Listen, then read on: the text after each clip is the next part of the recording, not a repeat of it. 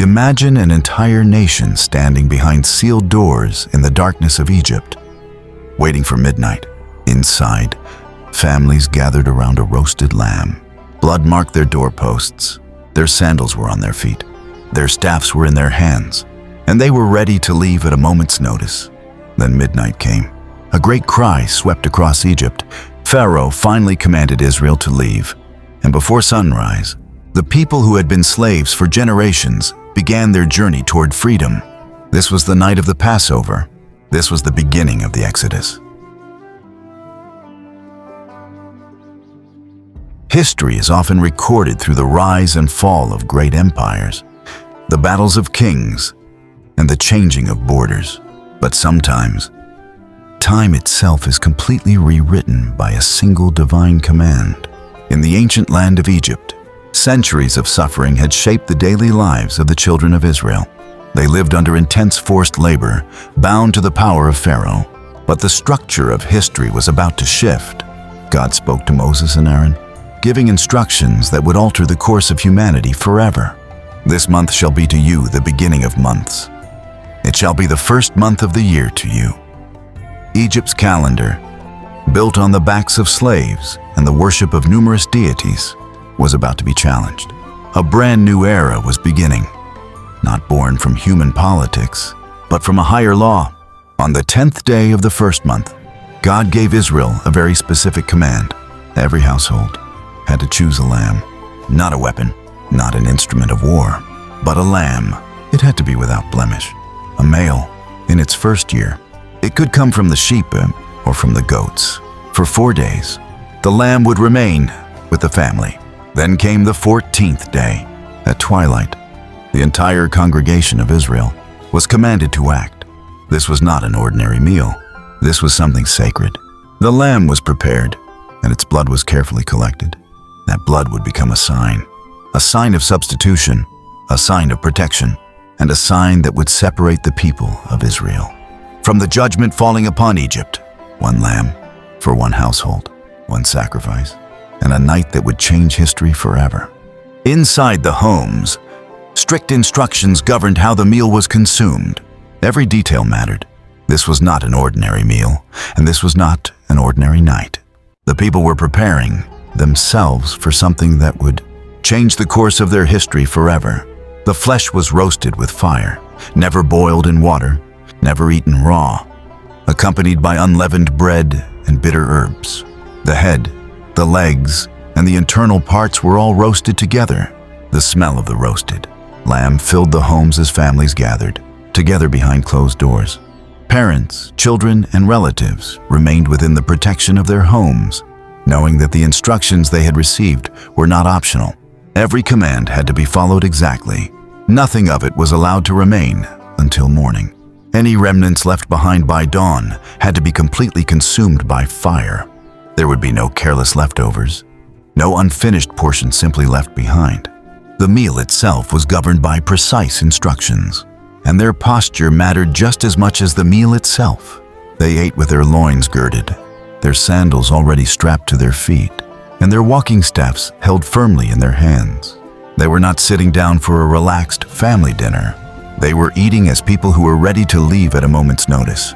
They ate in absolute awe and trepidation.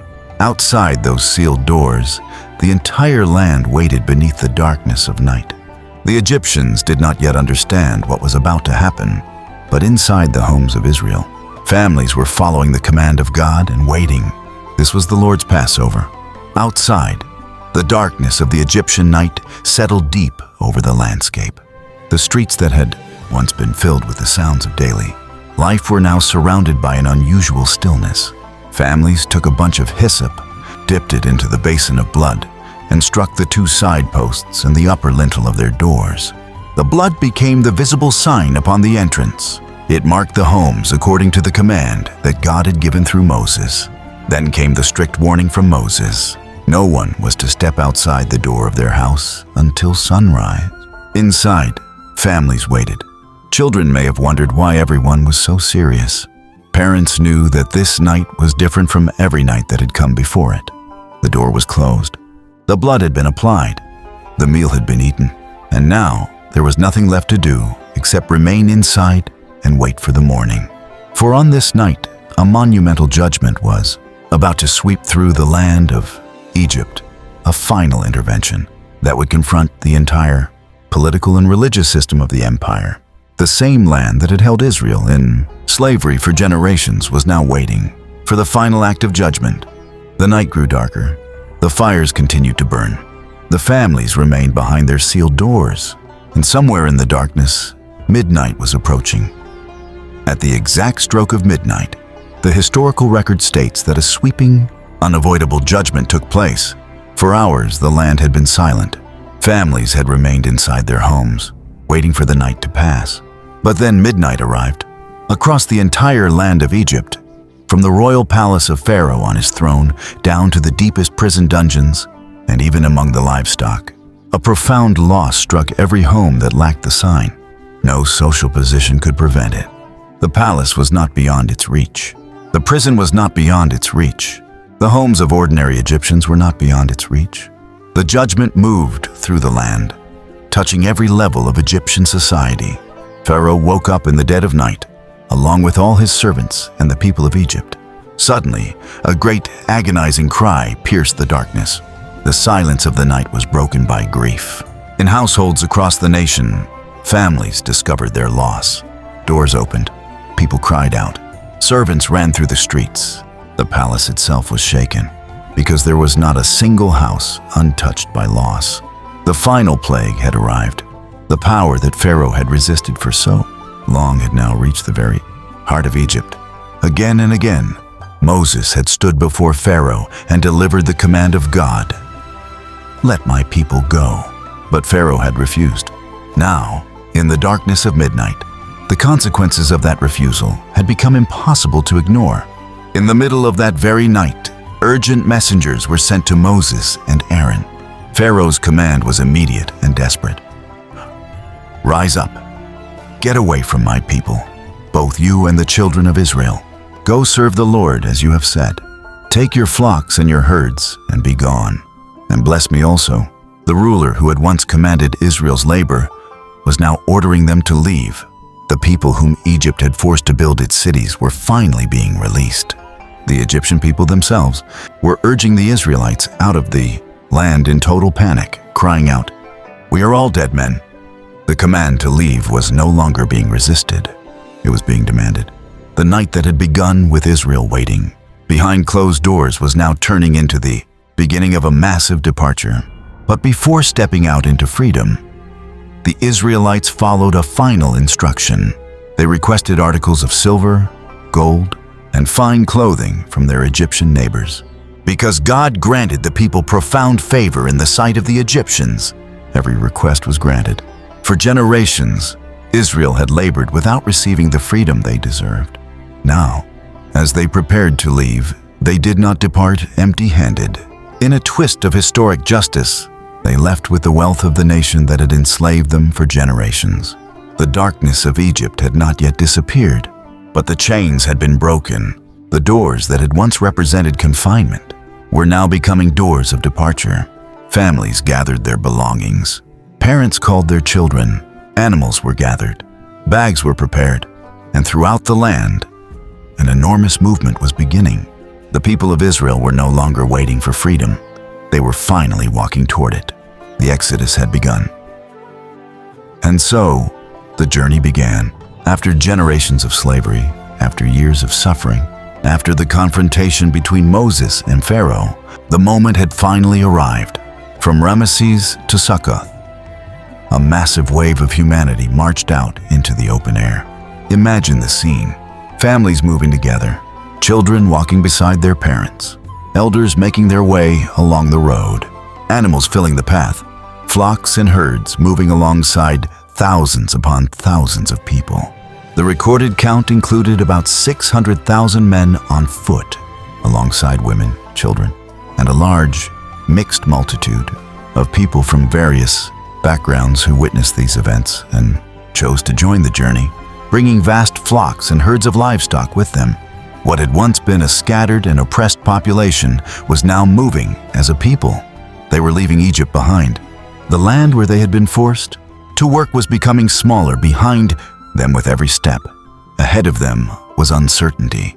They did not yet know everything that waited on the road. They did not know where every camp would be. They did not know how every difficulty would be overcome. But they knew one thing. They were no longer slaves in Egypt. They were going out. They baked unleavened cakes from the dough they had hastily carried out of Egypt, because they were driven out so swiftly that they had no time to prepare proper provisions for the long road ahead. The unleavened bread itself became a lasting reminder of the urgency of that night. They had not left according to their own comfortable schedule. They had been driven out quickly. The journey had begun suddenly, just as God had commanded. The historical timeline notes a precise milestone. Exactly 430 years to the very day, all the organized companies of the Lord went out from the land of Egypt. 430 years had passed. Generations had come and gone, but the promise had remained. And now, on that very day, the people were leaving. It became a night to be forever remembered and observed by all generations of Israel. The Exodus was not meant to become a forgotten event. It was meant to be remembered. Parents would tell their children what God had done.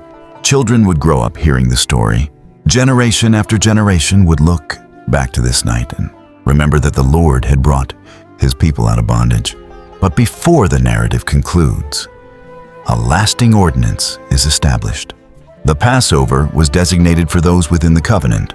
Foreigners and uncircumcised individuals could not partake, but any stranger or servant who chose to align themselves with the community through circumcision could take part, standing on equal ground as someone born in the land. One unified law applied to both the native-born and the visitor. The message was clear. Participation in the covenant required obedience to the covenant's commands. This was not simply a celebration of a meal. It was a memorial connected to identity, obedience, redemption, and belonging. The children of Israel executed every single detail exactly as commanded. They had followed the instructions concerning the lamb. They had followed the instructions concerning the blood.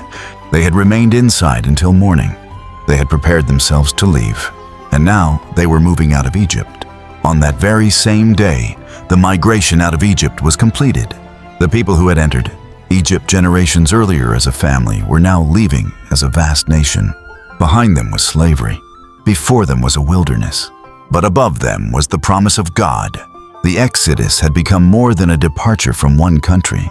It marked the birth of a liberated people whose story would echo through thousands of years of human history. A night of judgment had become a morning of freedom. A people who had cried out under oppression were now walking toward a future they had never seen. And the story that began behind sealed doors in the darkness of Egypt would become one of the defining stories of redemption in Scripture. The night of Passover was over, but its message would never be forgotten. Israel had entered the night as slaves behind sealed doors and emerged as a people on the journey toward freedom. God had judged Egypt, protected his people, and fulfilled his promise. The Exodus was only the beginning, and from that moment forward, every generation would remember the night when God brought Israel out of Egypt. If this story spoke to you, don't forget to like, share, and subscribe. And join us in the next chapter as the journey continues.